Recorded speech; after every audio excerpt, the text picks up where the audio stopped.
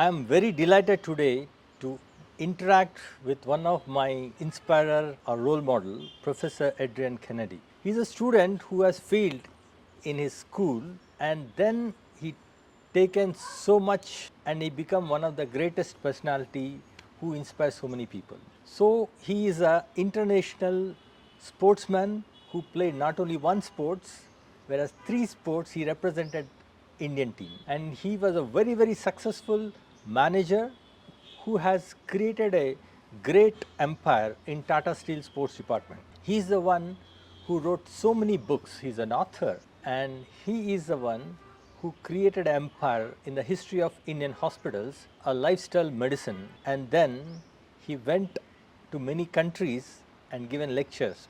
He's a great speaker, author, sportsman, and it is a great time to discuss with him. Welcome to this program, sir. Sir, can you tell about your child life? I mean, when you are a kid, what has happened in your life? Just the childhood? Yes. Okay. I was born in 1948. Okay. I'm 77 today. Okay. I lived in the mining industry, in the steel industry, in a small little town called Goa. It was a hilly town, and I believe that was the beginning of my sports career. Okay. But before that, I studied in Lawrence Lovedale in Ooty. I went on to spend my holidays in Goa, which was a hilly town, and therefore we needed to go from place to place, and in order to go to any other location you had to cross a hill, and the easiest way to cross a hill quickly is to run over the hill, and that perhaps was the beginning of my capacity in running.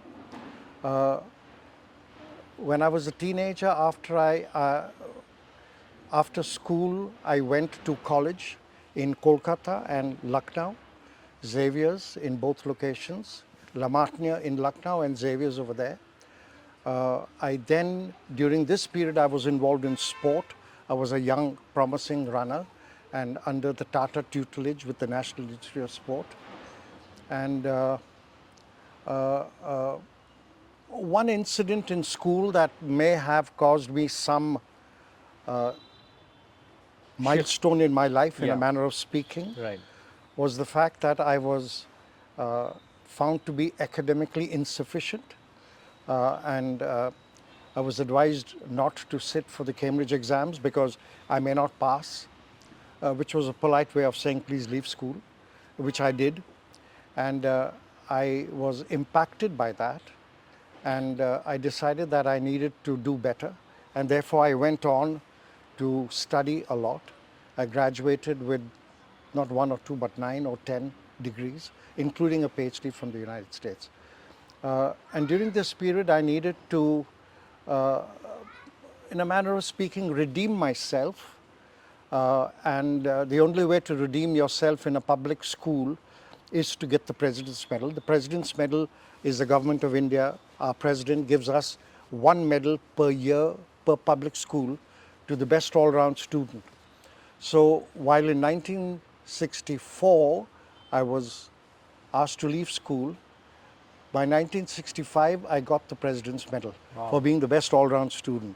So the milestone in my life is the fact that I was found to be inappropriate, incompetent, and slightly less than my other colleagues, but that made me determined to be equal to, and it was validated by the President's Medal. So that's a brief story about my childhood. Thank you, sir. Sir, can you tell about your college life, sports life, in the second phase of your life? What are the challenges and how you have become a champion in sports and all? I believe there are two reasons. One is I obviously had some talent. There seems to be no question about that. Through school, I was always a school champion. Yes. Whether it was, and I participated in all the different sports. Throughout, from the age of 5 right up to the age of 15, I was a school champion in most of our disciplines. I represented my school in several diverse sports: football, boxing, athletics, and so on and so forth. So obviously there was a talent. The second aspect, which I think is relevant and very important, is your individual determination to succeed. Yeah. Now, I had no choice but to redeem myself, and the only way I could redeem myself was to participate in sports because that was my one talent. Yeah. I had the talent, Right. and therefore I needed to redeem myself. And I decided that I needed to be good. I was best in school and I was best in my state. I went on to become national champion and things like that, represented our country and things like that. So I would give you two quick answers. One is I believe an inbuilt talent is very important. I was very fortunate to be coached well. The Tatas took me under their tutelage and sent me to the National Institute of Sports, where I had the country's best coaches training me. And the third was a singular determination to achieve outstanding results. Right. And in mine, it was simply the desire to be the fastest runner in India. Wow. It is called mental resilience. So, till today, you are so fit, so inspiring to so many people because of that practice and habit of your lifestyle, what you have started at your school level. Possibly. Yeah. Thank you. And in the sports, what kind of achievements you have done? You become Well, the India's number one in. yeah, I mean, it's amazing. I surprise myself sometimes. Of course, my outstanding achievement was that I was from 1968 to 1974.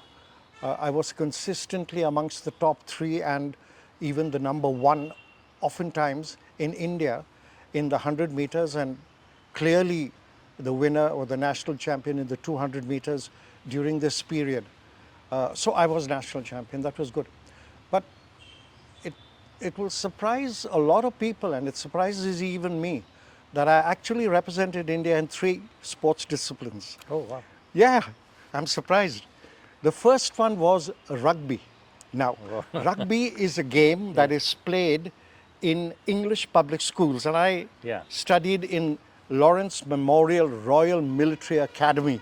So that was my schooling. Right. So I automatically participated in rugby as a game over there.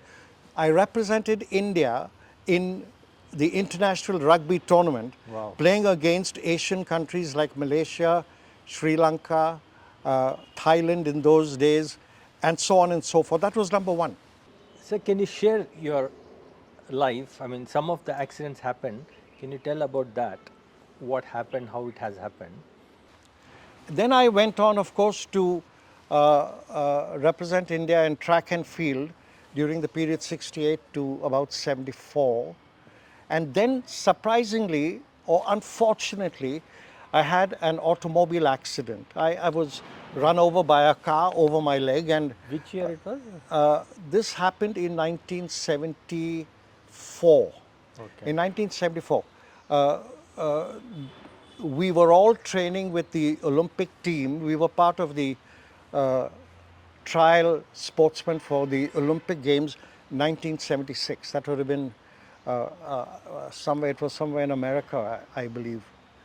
Anyhow, or it could have been in Canada. Anyhow, the 1976 Olympics, Montreal. And I had an automobile accident, and I was in hospital for a year, and my leg was to be amputated, and fortunately it was not. And at the end of a year, I came out and I relearned how to walk, and I relearned how to run and things like that. And I realized at that time that if I couldn't run, then what sport could I participate in Yeah. to keep healthy? Right. And I hit upon this sport called karate. Right. Yeah. Now, karate, your entire movement is in 8 box. feet by 8 feet square, Yeah. and that's where your opponent and you are. Right. Since I couldn't run and I could only stand, I thought it good to take up this sport and stand and fight. Okay? And fortunately for me, right from the age of about 26 till about the age of 35, I was in karate and went on to represent India. In karate, on a few occasions. But of course, both rugby and karate are very minor sports. Yes. You have the major sports like the Olympic sports. Like Those are hockey, yeah. hockey and Yeah, track and field and yeah. football. These are the major sports. These were minor sports, Yes. but nevertheless, I had the great honor of doing that. I still remember in Keenan Stadium, a lot of people admires you still today because of your karate practice Yes. at the mid age. You Yeah. used to practice Yes. and you yes. got the black belt. Yes. Now, that is one aspect of sport. I'm going to tell you, Coach, about another aspect.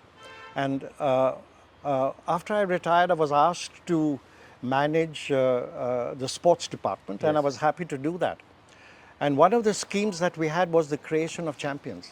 Right. It was an adventure program scheme. Right. The creation of champions was a scheme by which you scouted talent and trained that talent and supported that talent and made them represent Champions. you, Yeah. made them achieve their best results. Right. And our objective was to be a world champion. Right. And I was delighted. Bachendri Pal is one of my young wards who Yeah. climbed Mount Everest. Right. Bula Chowdhury Yeah. is the world's best multi-channel swimmer. She's a world champion. Premchand Dogra, yeah. represented India and he was Mr. Universe. Yeah. So these were Debendu Barwa in chess. So it's all due to the benevolence of the Tatars that we achieved this. But we also had separately an adventures programs department. And I recall talking to our chairman at that time, Mr. Modi, and he said we are opening an adventure programs department. Each of the departments in Tata Steel should think of some adventure. And I mentioned to him, sir, I have an adventure. And he said, what is that? I said, I'm going to carry a letter from you and hand it over to Mr. J.R.D. Tata Okay. in Mumbai. And he said, why should I give the letter to you? I can post that letter. Yeah. I said, of course you can. But I'm going to take a team of Adivasi runners Oh, wow. from our village and run across India, Right. 2,500 kilometers. And I'm going to hand over that letter. And Rusi Modi said, the letter I'm going to write is very important. You make sure you deliver it. And I said, sir, I promise you, we will deliver it. And a team of 6 runners, all young Adivasi boys, and a few support staff, and I was in the support staff. We ran and completed that distance in 21 days. Wow. And we arrived from there to Mumbai. Now, that is one.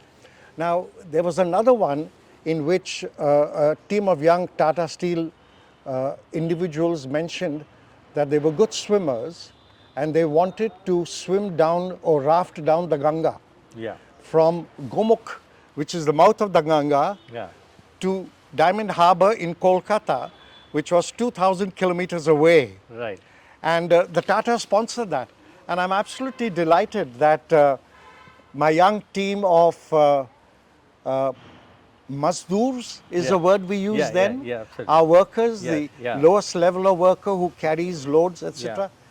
They kayaked Yeah. that raft. Yeah. Yeah. Of course, we had a motor which we rarely, if ever, used, and it went down and did that. So, adventure programs, sports and adventure were two things that I was privileged to be able to participate in. Can you share something about Premchand Dogra's achievement? Like Tata has sent him to Singapore and you are behind. I'll tell you about all of these 3 world champions. Yeah. A little bit about each. Yes. Bachendri came to us as a young 19-year-old, and she couldn't speak English. She only spoke in Hindi. And I asked her,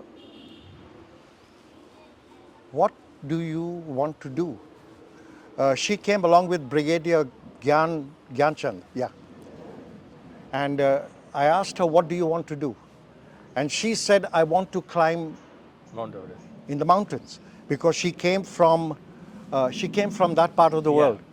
I want to climb in the mountains. And I thought to myself, well, we don't do mountain climbing in the Tatars. Right. So what can we do? And she continued without interruption, and she said, I want to, in her language Hindi, she said, I want to climb on top of Mount Everest. Yeah. Now, this young 19-year-old girl from the village was mentioning to me, I was the manager of sports, Yeah. that she wanted to climb Mount Mount Everest.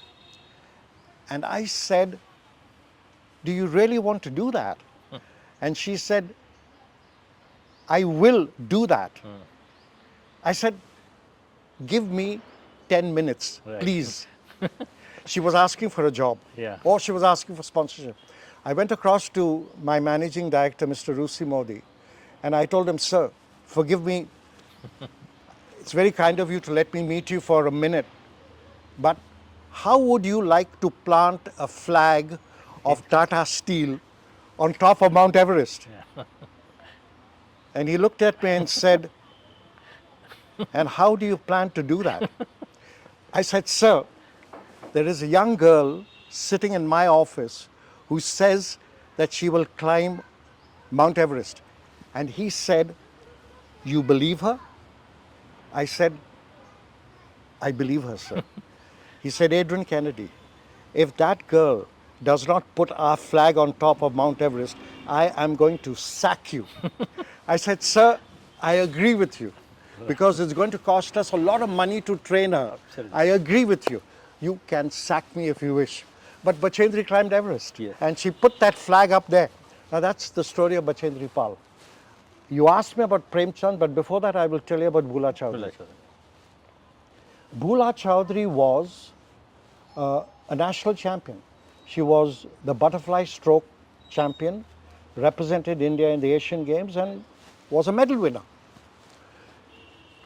She came to me and said, sir, I want to be a world champion. And I said, Bhula, sweetheart, listen, you are 5 feet 2 inches tall. You are an Indian, you do not have the musculature required for a sprint. Yeah. Yeah? I said, so may I suggest that if you want to be a world champion, and I'm sure you can be because you're a national champion, the world champion is one step away, Right. why don't you take to distance swimming? And she said, but I swim distances every day. I said, what distances do you swim? And she said, I swim the 10-kilometer race and I'm the winner from Howrah to somewhere in Kolkata.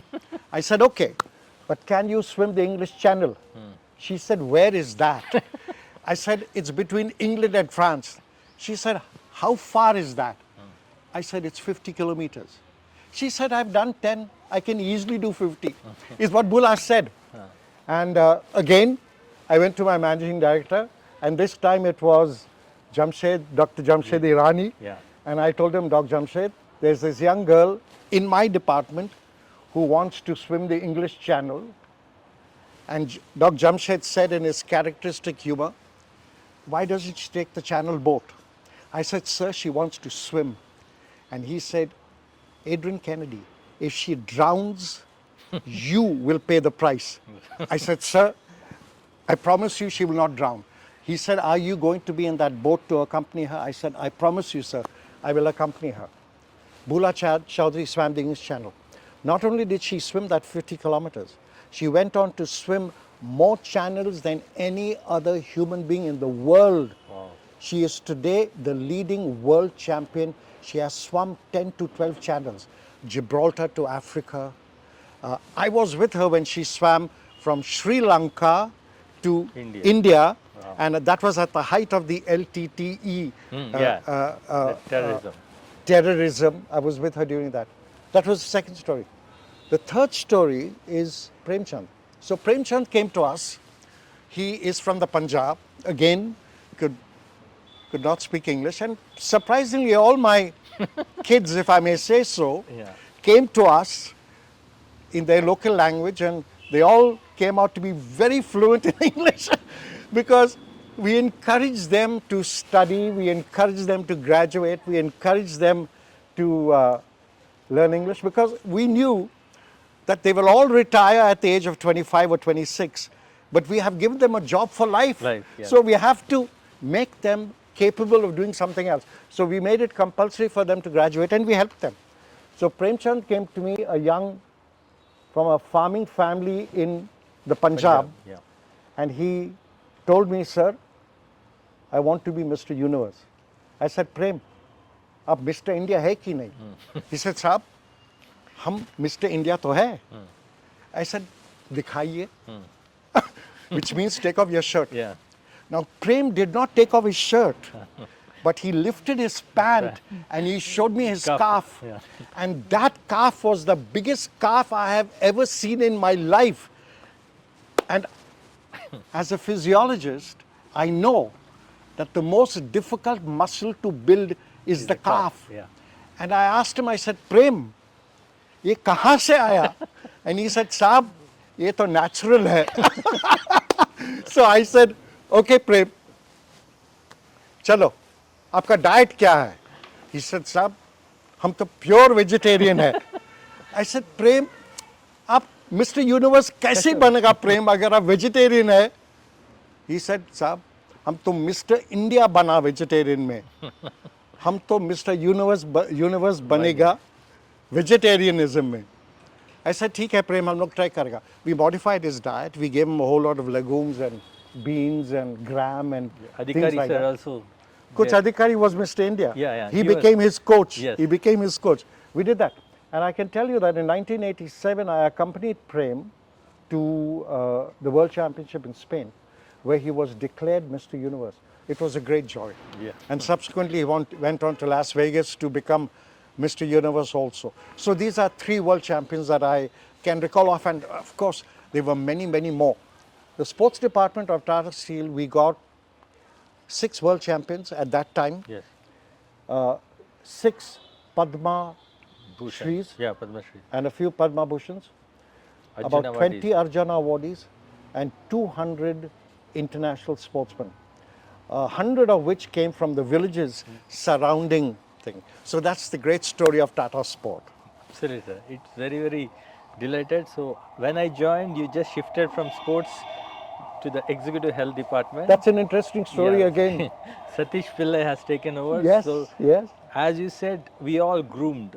You know, we all came from a village background and we Yes, polished yes. ourselves to. You, for example, came from Hyderabad. No, yeah? I came from Tirupati. Tirupati, yes, Yeah. I recall. I remember seeing you in your Yeah. fabulous gear when you were a hockey. You represented India as a goalkeeper. I remember that. Yeah. Yeah. So now, can you tell about your journey as a completely different area from sports to wellness?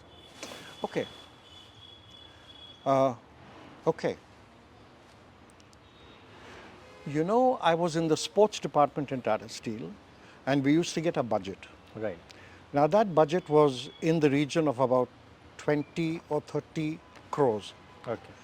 And when I went up to the director budgets, Mr. Bablu Mishra at that time, and I told him, sir, I need more money for my department. And he said, your department budget is 26 crores, valued at 1 crore per sportsman.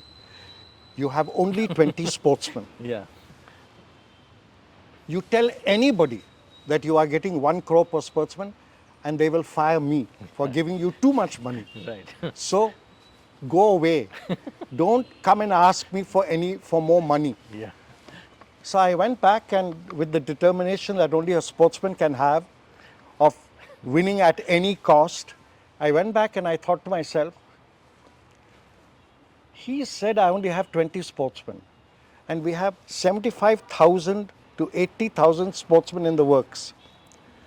Why don't I take all of them and go to him and say, please give me a bigger budget of 50, 60, 70 crores. So I next went to Bablu Mishra and I told him, I said, sir, I have increased my capacity. He said, how? I said, I am going to make all these people do exercise. He was fascinated with that thought and he spoke to Mr. Modi. And Mr. Modi called me and said, you're going to, he didn't call me. He called me in a junior dialogue. A junior dialogue is where 1,000 Yeah, people. employees sit. Yes. And he called up and he said, Adrian Kennedy, you are telling us that you want to increase your budget because you will make everyone do exercise. He said, how will you do that? I said, sir, he said, come to the stage. So I was standing on the stage with 6 board members. Right. Yeah, 6 board members. That included Mr. J.R.D. Tata, not Mr. Tata, that included Mr. Rusi Modi and Jamshed Irani and several, K.C. Mehra, Ramesh Pasin, several of these people. And he said, I give you 5 minutes, just 5 minutes. Tell me what you are going to do. I said, sir, I have no time to tell you what you can do. I will show you what you can do. He said, 5 minutes? I said, yes. I stood over there and I did all the mobility exercise, neck rotation, shoulder rotation, wrist rotation, spot running, deep breathing. It was completed in 4 minutes, 35 seconds. And Mr. Modi was fascinated. He was delighted. And he said, good. You make sure that everyone in Tata Steel does exercise. And that was the beginning of our 5-minute exercise program. And we started. The sports department, all our sportsmen, I'm sure that would have included you, had to go to different departments and make everyone do exercise every morning at 9 o'clock. We had 50 to 60,000 people doing exercise. That was the beginning of executive health. Yeah, I just followed that. I used to train so many people. Well done. Going well to a done. lot of colonies. Yes, yes, to yes. train ladies and to factories to train labor and teach them the lifestyle management programs. Yes. So I really enjoyed. That was the beginning of executive health. So then you moved to TMH, Tata Main Hospital. So what are the challenges you faced over there? Because it is a completely den of doctors, MBBS. So you are non-MBBS. So do you have faced any kind of challenges over there? I faced what is referred to as total rejection. Total rejection. Now here was I, a young sportsman who knew nothing, not even very qualified, maybe BCom, LLB or some such qualification. In its wisdom, management decided to send me to Tata Main Hospital, where we have the most educated people in the world. It takes 10 to 14 years to be a doctor. And I completed my studies in 3 years or some such thing. So when I went over there, they all laughed at me and they said, this is absolutely, anyhow, you have come over here, you have to do something. What will you do? I said, sir, I don't know too much about anything, but I certainly know about how to do exercise. So, you know, at that point of time, we began to read a much larger relevance in exercise. As we were talking yesterday, you can give one pill for blood pressure, but that pill will not cure diabetes. Yes. You have to give a different pill for diabetes. Yeah. So if you have blood pressure and diabetes, you have to take 2 pills. 2 pills, yeah. If you have a headache, you have to take a 3rd pill. Yeah. If you have joint pain, you have to take a 4th pill. Yeah. But exercise is the one pill, the one remedy that can heal every problem, every ailment. There is almost no ailment, including neurological ailments, including paralysis, including cardiac problems, that exercise cannot cure. That was one aspect. At that point of time, many of our officers were getting high blood pressure. When we read up, we discovered that high blood pressure was caused by obesity, inappropriate diet, high-fat diet, lack of exercise, high levels of stress, alcohol, smoking, etc., etc. So we decided at that point of time that we had to inculcate this lifestyle change, preventive medicine, into the medical check. Of course, prior to that, I had already been sent off to the United States to do my PhD, which I completed, and came back with some knowledge in this area. And we then implemented this program where you came for your medical check that told you exactly how ill you were, whether you had blood pressure, etc. And then you went for a lifestyle evaluation which correlated the cause. If you have blood pressure, are you overweight? Do you eat the right food? Are you avoiding exercise, etc.? We created this. And this became a fabulous model. For 3 years, we implemented the 3 steps required in executive health, and that is screening, education and activity, And at the end of the year, we did a comparison between year 1, 2, and 3. And surprisingly, we discovered that not only was health improving, but Medicare costs were greatly reducing. It was 42 crores, I recall, for the hospital. It dropped to 26 crores, mainly because we were using less medicine. Exercise was our medicine, Right. and stuff like that. And when we discovered that, the Tatas decided that this is a great contribution that we can make to the rest of India. And therefore they passed us on to Apollo and the CII and so on and so So forth. can you tell the story about your association with the top leaders in Tata Steel, in Apollo, and many places? Just share something about the journey which you have done along with them. Yeah, I was called actually by the chairman, Dr. Pratap Reddy. I was called by him and told, we have been informed that you can help us to improve health.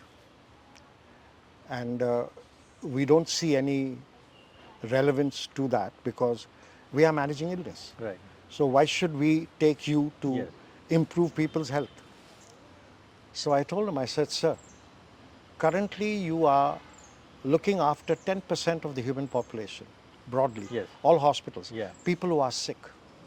90% of people Are do not come to the hospital at all. So your population is very limited. But that 90% will listen to anything a doctor says and will listen to nobody else when it comes to their health. Yeah. And our doctors don't know too much about health. They know about illness. Illness. And Dr. Reddy laughed and he said, are you telling me that our doctors don't know anything about health? I said, sir, please don't quote me. But yes, I'm telling you that they don't know anything about health. He said, I'm going to send you to my 3 hospitals,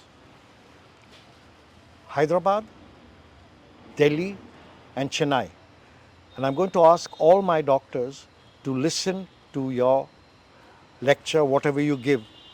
And if they believe you, if you can get them to accept your philosophy, we will continue with this project. Yes.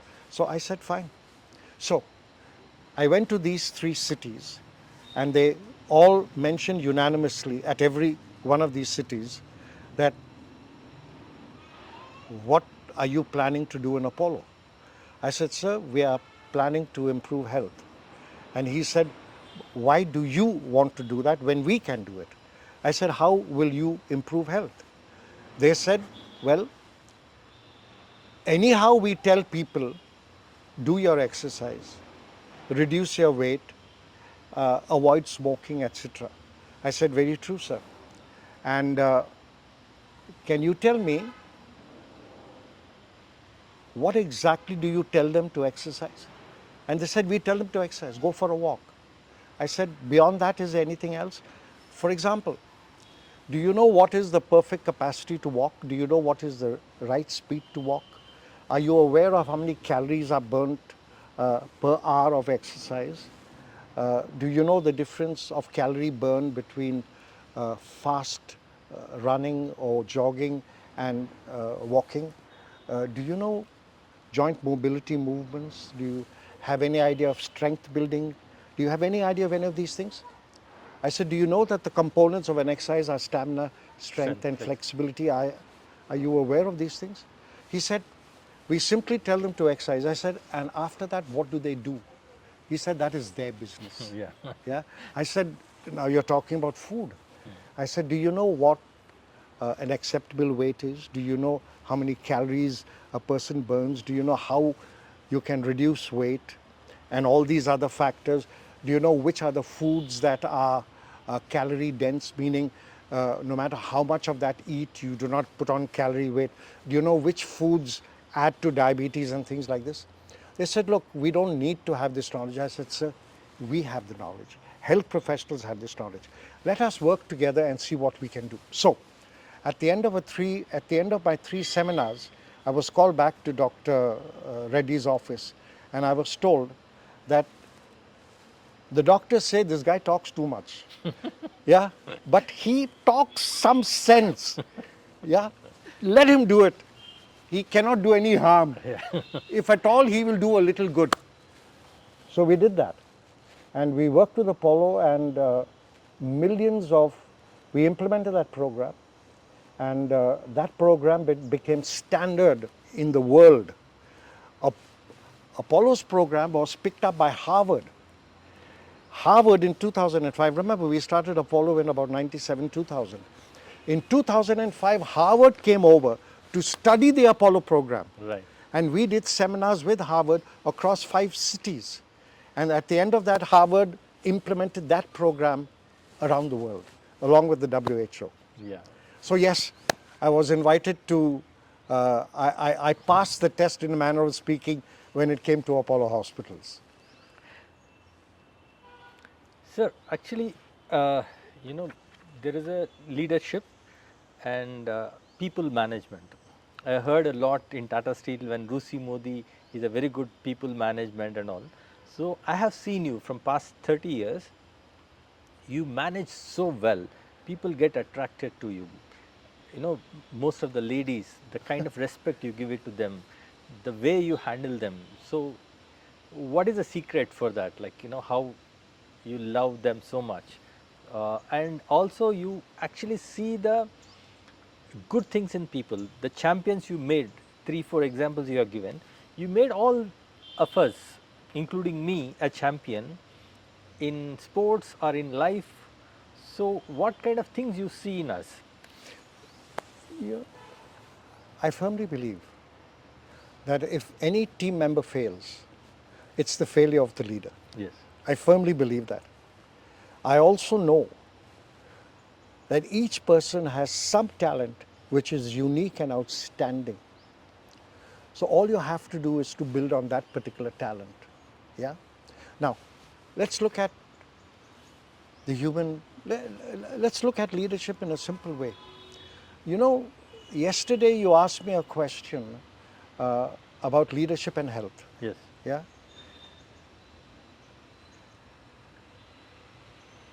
If you were to look at the CEOs around the world, yeah, what exercise program comes to mind? Golf. Yes. Golf. Almost every CEO in the world plays golf. Because it's easy. Or I wouldn't, I'll go with that for the time being, but I'll build on it. yeah. When Saudi Arabia wanted to open up to the world, what did they do? They bought the English football team. Yes. They bought the entire golf championship of the world. And today, Saudi Arabia is the epicenter of golf in the world. Yeah. Yes. Sports teaches you to be a great leader. Yeah.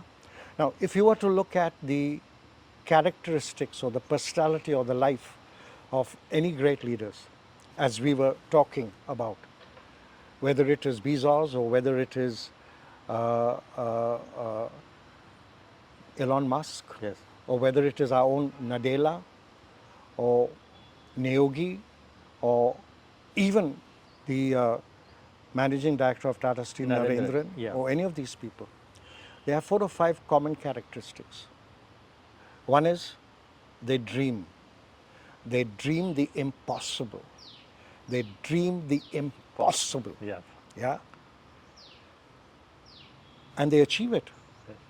And they achieve it. How do they achieve it? By working harder than is necessary. So, to dream the impossible, to work hard, to work extremely hard, to work 24/7, 365, to prime your body to be able to take the load. All these individuals, no matter how dedicated they are to their work, they are dedicated to themselves also. They all have this habit of at least 1 hour exercise every day. And their exercise is not just physical in terms of golf, but it is, and other aspects, but it is also mental in terms of meditation, relaxation. It is also spiritual, the belief in something helping you. Yes. Who else can help a CEO? Right. Yeah, he has nowhere to turn to but to a spiritual belief.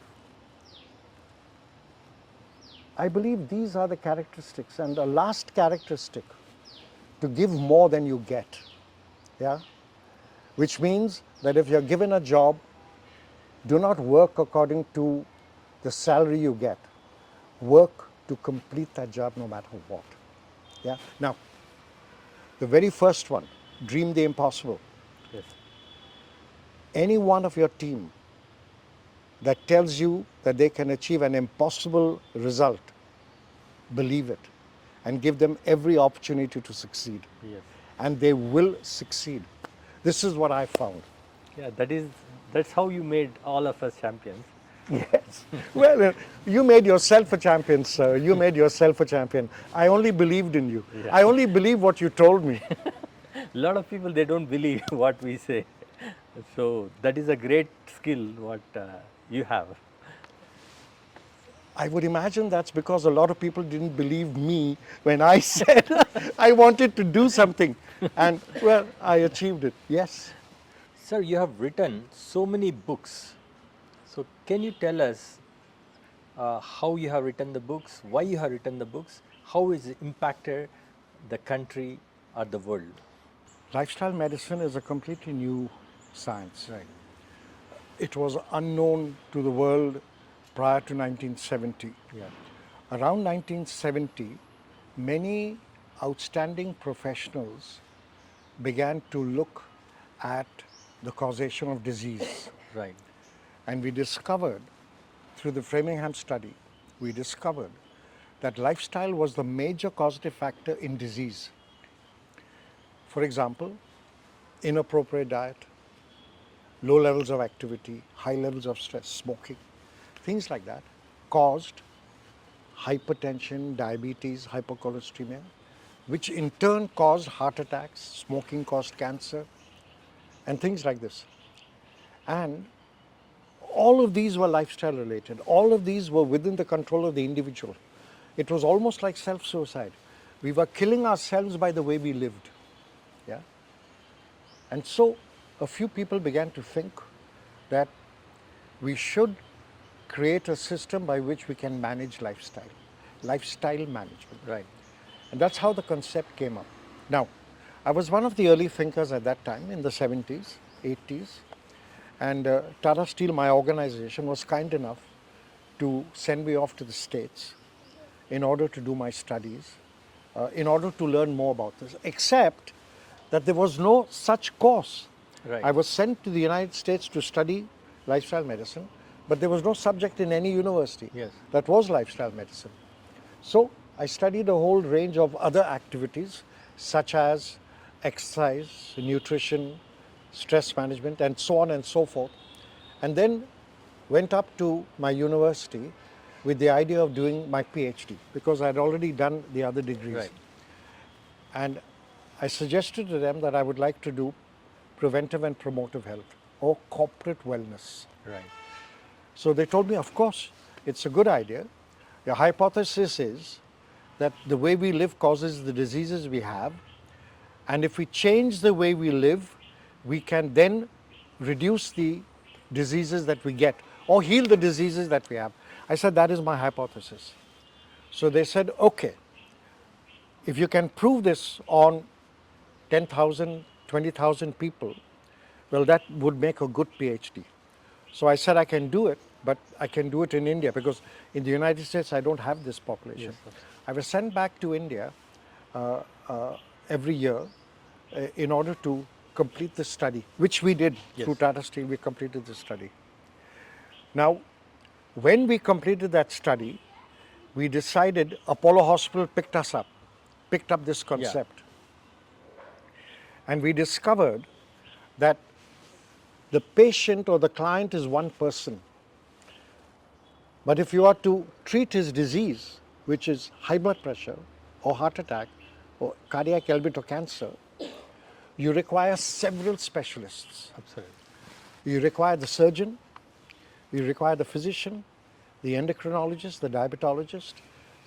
You require someone to manage diet, you require somebody to teach exercise, you need somebody to teach how to meditate, relax, and psychology.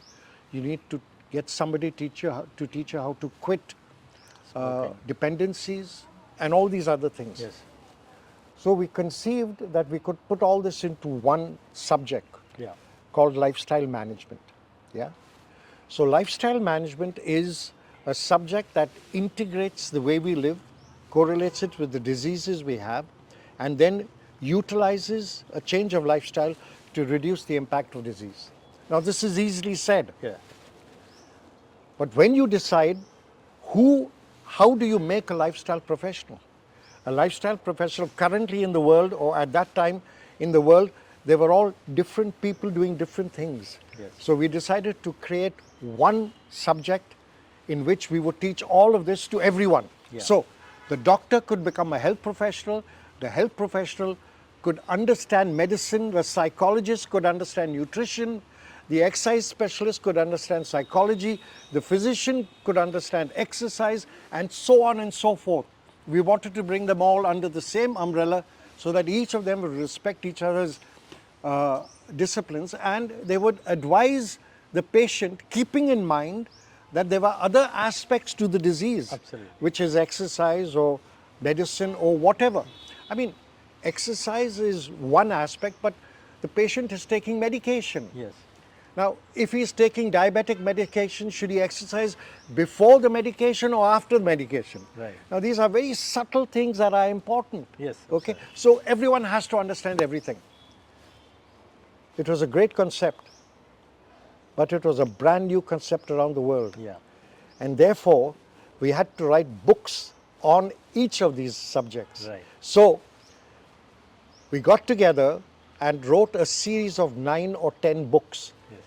Each book was a subject. So, we had health management, we had disease management, and in disease management we had cardiology, neurology, cancer, diabetology, everything. Okay? Then we had psychology, and in psychology we had stress, anxiety, depression, and so on and so forth. And then we had nutrition, and in nutrition we had digestion and calories and weight loss and all these other aspects. And then we had exercise. In exercise we had stamina, strength, flexibility, speed, programs, and so on and so forth. Yoga. And then we had cancer. And in cancer we had quit smoking, quit alcohol, and all these other aspects. Each of these subjects became a book by itself. And together it formed a single program. That was the genesis of how we wrote the books. Now, I had a common idea of coordination of all these subjects. I had that knowledge, but I didn't know the depth of every subject. Yes. So, when we wrote our book on cardiac care, we went to experts in that field and said, can you collaborate with us? Yes. We will give you the lifestyle aspect, you give us that aspect. We did the same with cancer. We did the same with nutrition. We did the same with exercise. We did the same with psychology. So each of these books has been written by leaders in their field, and therefore well recognized and well accepted by all the students. So that was the origin of the books. I am also very lucky to be part of this journey. I also am an author in the exercise and fitness book. Yes, well done. Okay. Well done. And I have seen that phase where we interacted with dietitians. In those days, like dietitians knows only the 1800 calories. Yeah, yeah, yeah. So when I used to have debate, I'm an international player, I have to eat 5000 calories. So they were shocked. How can you eat 5000 calories? Then I explained them, I have to run 8 hours, play 8 hours. How many calories I burn? So for each person you have to customize, whether it's exercise, whether it's diet, whether it's different patterns. Absolutely. So it was very great journey to understand and teach to the world. So I just want to ask final question, I want you to give a message to Indians or to the world, because you have seen a lot of life. So can you give 2 messages which the country needs? I'd like to look at 2 messages. Yes. One is message to children, and the second, if I may, message to our own country. Yeah. Okay, I would like to 2. think of these 2 messages. As regards children are young, healthy, active, and we were shocked, dismayed to discover about 10 or 15 years back that our children were less healthy than us. Now, we are 50 and parents are now 40, 50 years old, Yeah. 30 years old. Children are 10, 12, 6, 7, 8, 15 years old. Research indicated that those children were less healthy than their parents. Now, how can we say this? More children are overweight than parents. Less children exercise than adults exercise. Yes. Our children have more mental stress than us. You would imagine that the adult has stress. Not enough compared to the children. The children have examinations, the children have personal problems, they have a huge amount of stress. More children are on drugs than adults. Yes. So you put it all together and you find that our children were going down a suicidal path. We're going down a suicidal path. The only way to remedy that is to think of one thing. Where can we get these children together? Yeah. The only place where all children are together is in school. Yes. 90% of the world's children study in some school. Yeah. So you have to implement a school program. So we began to think of implementing, and we have implemented, what is known as the school health program. There are school health programs through the WHO around the world. But we began to give marks for health. Yeah. You know, in the Middle East, Right. marks for health. Right. And in that, now, when I was asked, why marks for health? I said, if you make health a subject, I don't mean a theoretical subject, I mean a practical evaluation, Right. and you put it into their mark sheet, and the child wants to come first, he has to score high in health, otherwise it will bring his average down. Yeah. Okay, so we made it, and we created a system by which we gave 100 marks for health, in which we had the child's screening, the child's BMI, the child's physical activity, the child's psychological evaluation, all of these things put together, 20 marks for each aspect on 100 marks, and the children got scored. We discovered in the Middle East that it improved the child's health. Yeah. We were not concerned about the child's marks. Yeah, But if the child wants to come first, he has to score high in this subject also.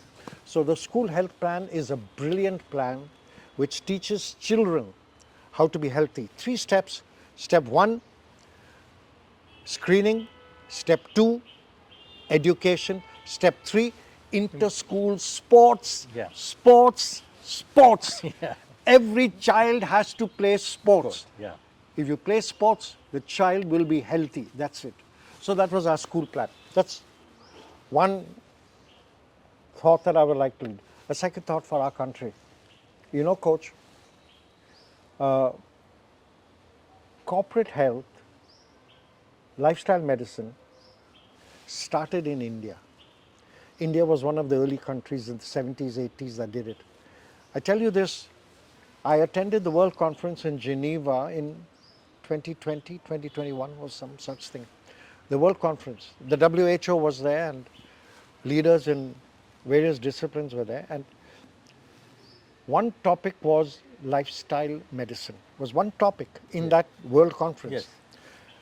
And the honor to talk on that topic was a person from Harvard. Professor Eddie Phillips was the speaker. And he was asked to talk about the subject of lifestyle medicine. And he spoke eloquently about lifestyle medicine. And he said, if you really want to know about lifestyle medicine, the beginnings of lifestyle medicine, you have to go to India, is what Eddie Phillips said. You have to go to India. You have to go to Apollo Hospital. Those people have, for the last 10 years before us, they have been implementing lifestyle medicine. He said that, and I was absolutely delighted. And at the end of the webinar, at the end of the seminar, I met Dr. Eddie. I said, Doc Eddie, now Dr. Eddie Phillips was one of the physicians who came from Harvard in 2005 to India to study lifestyle medicine. And now he's a world leader Yeah. in this space, and he gratefully acknowledges it. So, I'm saying the same thing to our country now. We have 1 billion people, and as you mentioned to me some time back, more than 60% of this population is young. More than 60% of this population is highly stressed. More than 60% of our population does not exercise. More than 60% of our population are heavily dependent on alcohol and other such things. These youngsters, they are running down a path which is going to lead them to early demise and very poor quality of life. So if at all we are to remedy this situation, we need not, believe me, we can continue to build great hospitals. But for every hospital that you build a gym. Yeah. For every time you teach any subject, teach health. Yes. You have to improve the health, and it is so simple. There are just 4 or 5 things to do. Have an annual medical check, make sure they do it. Teach everyone how to manage their diet. Yeah. Teach everyone to go for a walk and do some exercise. India is the birthplace of meditation. Let us go back to that. Yeah. Yoga and meditation. Yoga and meditation. And let us go back to avoiding Dependent. various aspects of dependencies. So, I believe that you, who are resident in India and you have an organization here, and I would love to be part of your association, I believe that we must implement lifestyle change in India. And we can do it through our corporates. Remember, 50% of the human adults are working. Yes. You can very easily do this. So these are my 2 messages. Corporate health in India and school health in India. That would be lovely. Thank you so much, sir. Thank you. Yeah, it Thank was you. delighted speaking with you, understanding your journey, and so much wisdom, so much of inspiration we all got. Thank you.